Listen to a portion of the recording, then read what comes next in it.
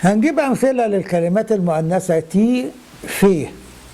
تي في يعني السماء. طيب لو حبينا نختصر أداة التعريف هتبقى إيه؟ هتبقى إت في السماء، دي مؤنثة.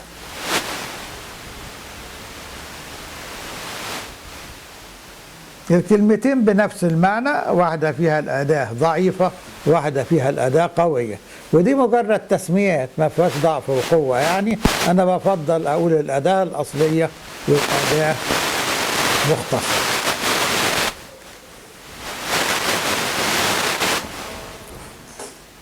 برضو هنا هنلاقي مكتوب تي أداة تعريف قوية للمفرد المؤنث، وإت أداة تعريف ضعيفة للمفرد المؤنث.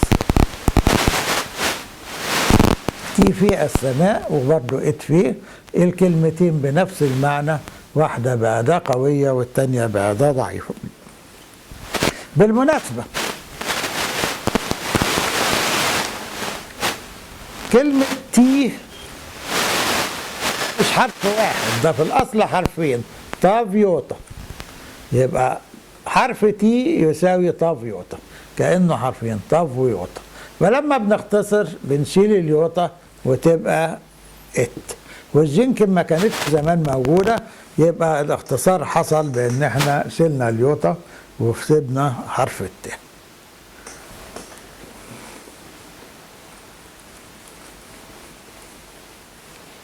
طيب أمثلة للكلمات المؤنثة عندنا تي ماف. تي ماف يعني الأم، تي أداة تعريف وماف كلمة معناها الأم. عايزين بقى نختصر الأداة تي، هتبقى إيه؟ أول حاجة بنفكرها تي بتبقى ات ماف. تنفع؟ لا ما تنفعش. طب ليه ما تنفعش؟ لأن ما دام جه حرف الميم بعد ات يبقى بيحول ات إلى اس وتبقى اس ماف الأم.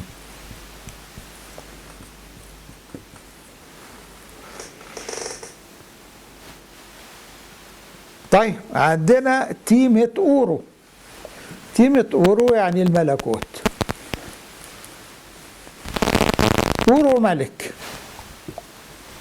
ميت بتدخل على الأسماء تحولها الأسماء معنى، من ملك هتحولها لملكية، وتحولها لملك، وتحولها لمملكة، وتحولها لملكوت. يبقى 100 أورو يعني ملكية أو ملك أو مملكة أو ملكوت. نحط لها تي تبقى الملكوت. طيب افرض ان احنا عايزين نشيل تي ونحط المختصر، هنحط ات، ما ينفعش عشان الميم بعدها تبقى اس 100 أورو. نشيلها ونرجع تاني نرجع تي.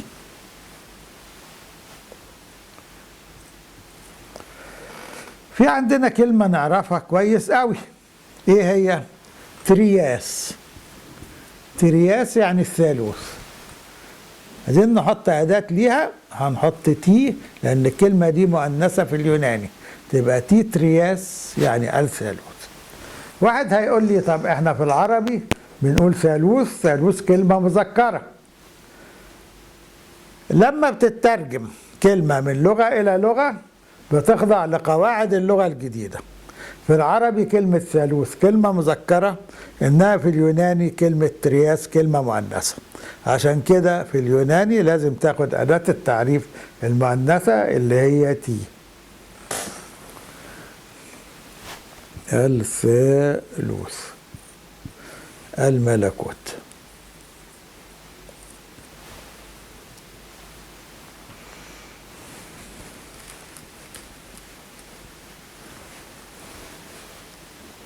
هنحط الورقة ديت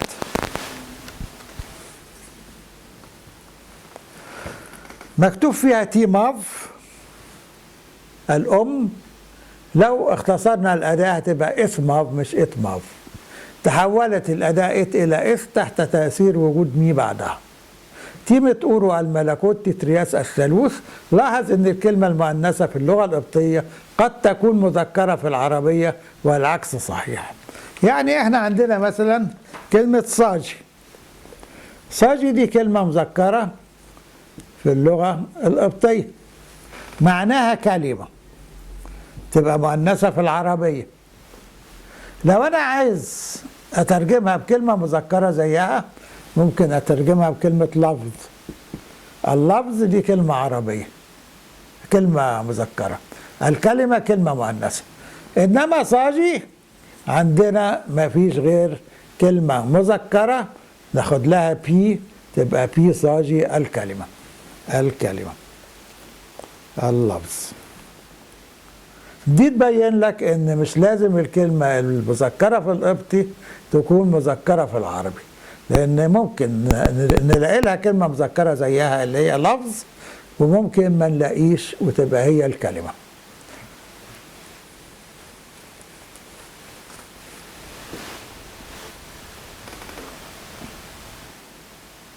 هنعمل دلوقتي تمرين، كل واحد يفكر معايا. التمرين بيقول استخدم أداة التعريف الضعيفة مع الكلمات المؤنثة الآتية. يبقى هي كلمة مؤنثة تبقى أداة التعريف الضعيفة اللي هي إت. أول كلمة اللي هي جم، هنقول إت جم ولا بنغيرها إلى إث جم؟ هنشوف الحرف ده جنجة ما بيغيرش، تبقى إت جم معناها القوة. القوة. نمسك اللي بعدها جوب. جوب يعني ورقة. هنقول إت جوب ولا إث جوب؟ برضو إت آسف، إت جوب. طيب سوني. سوني يعني أخت، هنقول إت سوني ولا إث سوني؟ برضو الحرف ده مش من حروف بالمنور، يبقى هتفضل إت زي ما هي. شيري. شيري يعني ابنة، هنقول إت شيري ولا إث شيري؟ الحرف ده مش من بالمنور، يبقى هنقول إت شيري. إت جم، إت جوب، إت سوني، إت شيري. هنشيل دول. هنيجي هنا على كلمات تانية. مي. مي يعني حق أو عدل، هنقول إت مي ولا إث مي؟ الميم ده من بالمنور، هنقول إث مي. ني. ني يعني معاد، هنقول إت ني ولا إث ني؟ النون من بالمنور تبقى إث ني. لويجي. لويجي يعني حجة أو سبب، لويجي، هنقول إت لويجي ولا إث لويجي؟ ده من بالمنور اللولة، تبقى إث لويجي. آخر واحدة رومبي. رومبي يعني سنة. كل الكلمات دي مؤنثة، هنقول إت رومبي ولا إث رومبي؟ الرو من بالمنور هتبقى إث رومبي.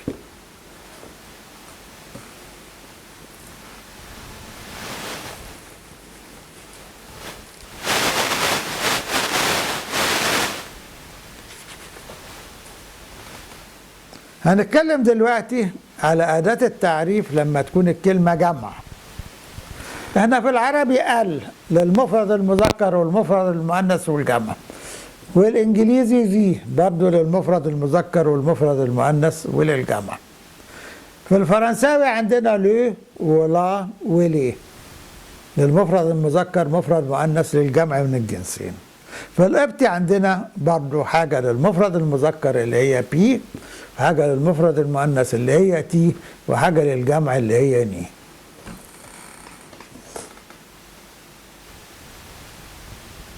للجمع المذكر والمؤنث يبقى ديت ال، وده جمع، وده مفرد مؤنث، وده مفرد مذكر.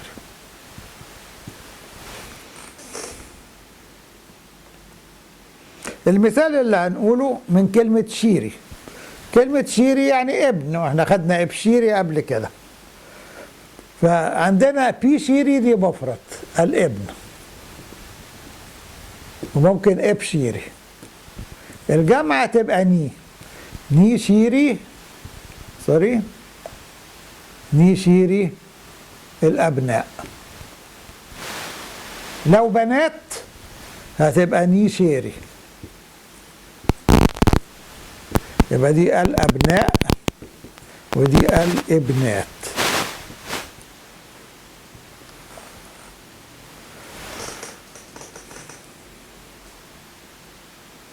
يبقى كده عرفنا أداة التعريف للمفرد المذكر وأداة التعريف للمفرد المؤنث وأداة التعريف للجمع من الجنسين.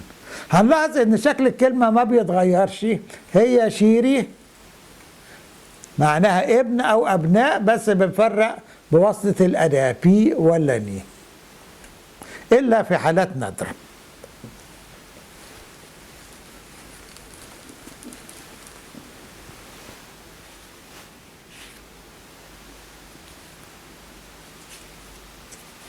حط الورقة بتاعتها.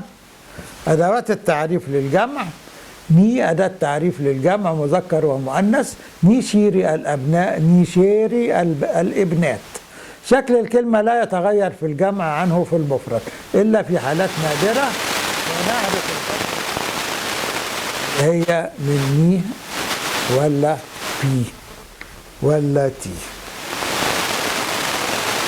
عندنا أداة تانية اسمها نين، برضو معناها ال. دي ما بنستخدمهاش إلا لو جملة فيها مضاف ومضاف إليه. فالمثال بتاعنا نين شيري إن كيمي. الأبناء الأبناء بتوع مصر. نين شيري إن كيمي، الأبناء بتوع مصر. The children of Egypt. هنلاحظ هنا أن أداة التعريف هي نين، وأداة الإضافة هي إن اللي هي معناها بتوع.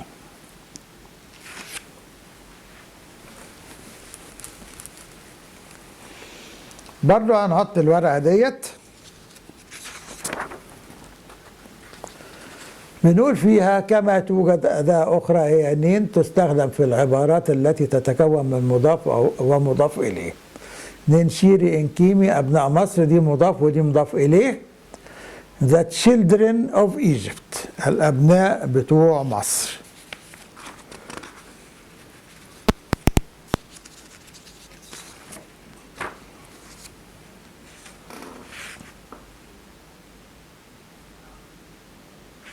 لاحظ ان أداة الإضافة في هذه الحالة هي إن.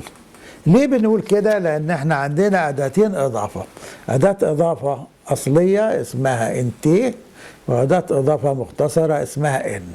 الاتنين بالإنجليزي معناهم أوف، بتوع.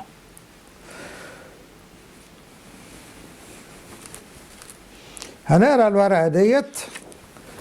أدوات الإضافة هي انتي أو إن، معناه بالإنجليزي أوف وبالعربية بتاع، بتاع أو بتاعت أو بتوع على حسب مذكر أو مؤنث أو جمع. نمرة 2 تتحول إن إلى إم إذا جاءت قبل حرف من الحروف الشفية اللي هي الفي، اللي هي المي والفيتا والبي والبسي المي والفيتا والبي والبسي والفي. هنلاحظ لو بصيتوا على بقي، علشان خاطر ننطق الحروف ديت لازم نقفل الشفتين ونفتحهم. يعني أنا عايز أقول ما، قفلت الشفتين وفتحتهم. لو عايز أقول كا ما احتاجتش قفل الشفتين، ها ما احتاجتش. إنما الميم بنقفل الشفتين ونفتحهم، فبنسميها باي ليبيال، يعني من الشفتين.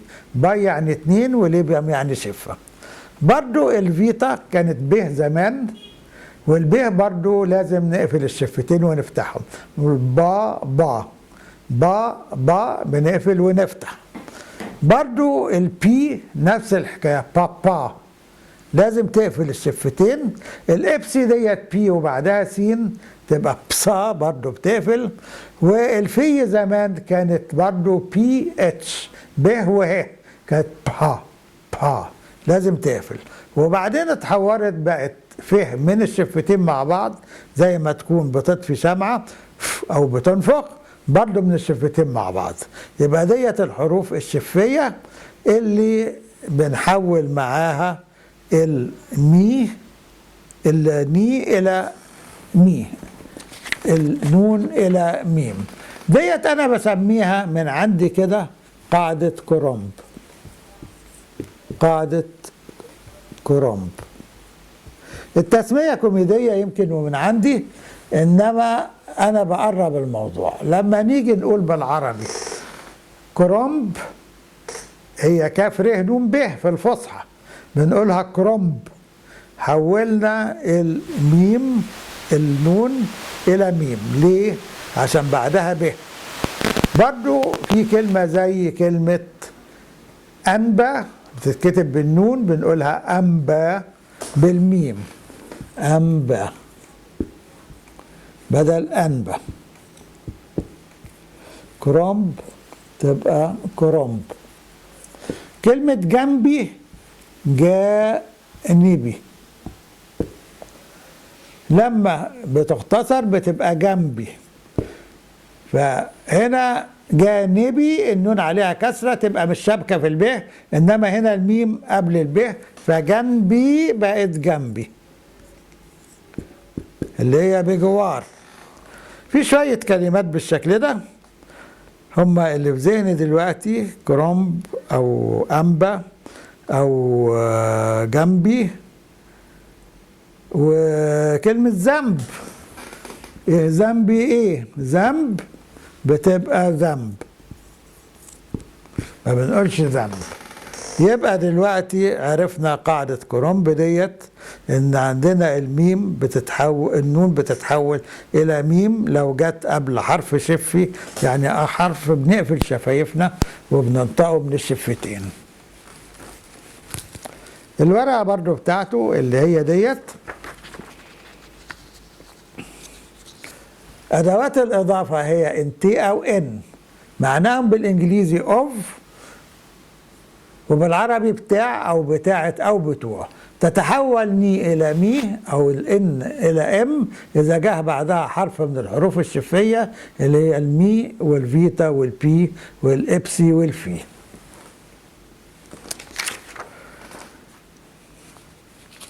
نرجع لخنفران امفيوت باسم الاب.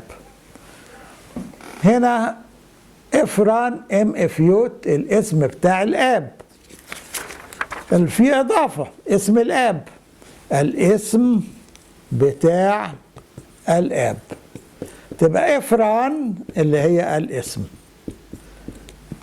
وبتاع اللي هي كان المفروض تبقى ان، وبعدين بعدها افيوت هنشطب الان هتبقى ام افيوت، علشان جه بعد النون حرف الف حولناها الميم تبقى الاسم بتاع الاب the name of the father، the name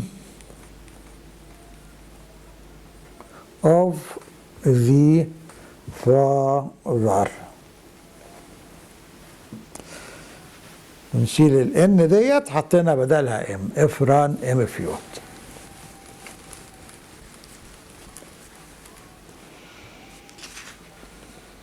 نحط الورقه ديت.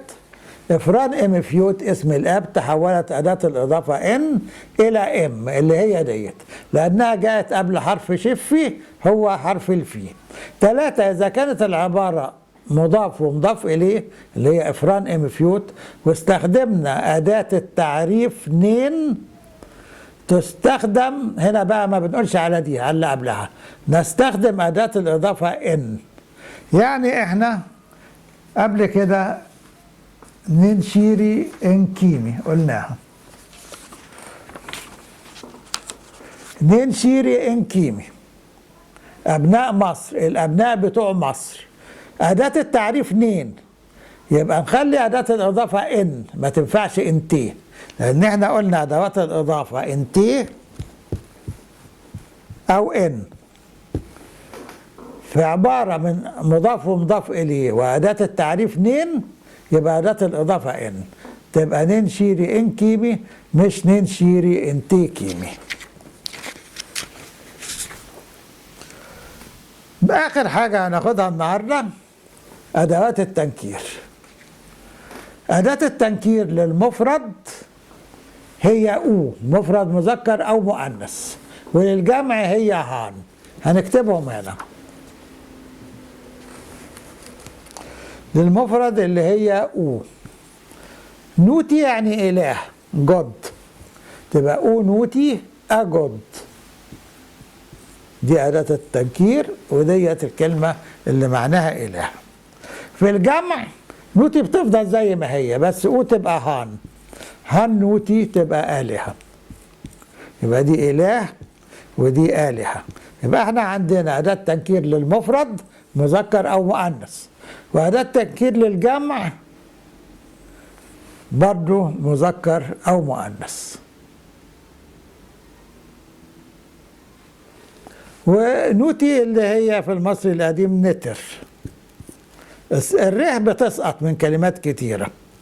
طبعا من القبطي نعرف اللي هم لقوا حرف نون وته وره في المصري القديم، ما عندهمش حروف متحركة، ما يعرفوش عليهم ضمة ولا كسرة ولا فتحة، فقالوا احنا نحط حرف كسرة بين كل حرف والتاني، نتر.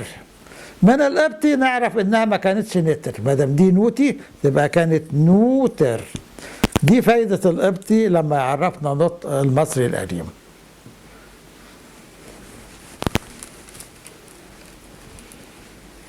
نحط قدامنا الورقة ديت مكتوب فيها أدوات التنكير، جايبين مثال أو نوتي إله، وبنقول أو هي أداة التنكير للمفرد المذكر أو المؤنث، وتقابل إيه في الإنجليزية. هان نوتي آلهة، تبقى هان هي أداة التنكير للجمع المذكر أو المؤنث، وملهاش مقابل لا في الإنجليزي ولا في العربي، إنما في الفرنساوي في عندنا دي ديو اللي هي أداة تنكير للجمع. أشكركم وإلى لقاء آخر.